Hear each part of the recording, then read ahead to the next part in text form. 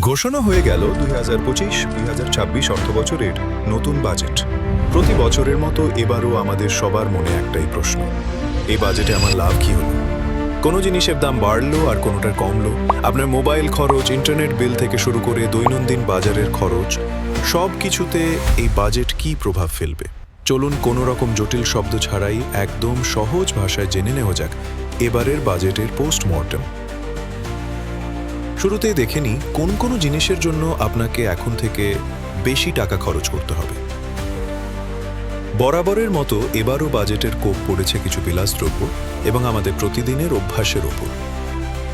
প্রথমত, মোবাইল ফোনে কথা বলা এবং ইন্টারনেট ব্যবহার আরও ব্যয়বহুল হতে চলেছে।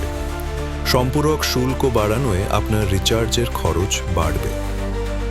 দ্বিতীয়ত, যারা গাড়ি কেনার স্বপ্ন দেখছেন তাদের জন্য দুঃসংবাদ, গাড়ির রেজিস্ট্রেশন এবং আমদানি শুল্ক দুটোই বাড়ানো হয়েছে। তৃতীয়ত, সিগারেট এবং তামাকজাত পণ্যের দাম আরেক দফা বাড়ানো হয়েছে স্বাস্থ্যের কথা মাথায় রেখে। এছাড়াও প্লাস্টিক পণ্য এবং এসি ফ্রিজের মতো কিছু হোম অ্যাপ্লায়েন্সের দামও বাড়তে পারে। তবে সৎ খবরই কিন্তু দুঃসংবাদের নয়। বাজেটে কিছু জায়গায় স্বস্তিও দেওয়া হয়েছে। বিশেষ করে দেশীয় শিল্পকে উৎসাহ দিতে বেশ কিছু পদক্ষেপ নেওয়া হয়েছে। যেমন দেশে তৈরি ল্যাপটপ, কম্পিউটার এবং অন্যান্য ইলেকট্রনিক্স পণ্যের দাম কমতে পারে। এছাড়াও কৃষি যন্ত্রপাতি এবং সার আমদানিতে ছাড় দেওয়ায় কৃষকদের খরচ কমবে বলে আশা করা যায়।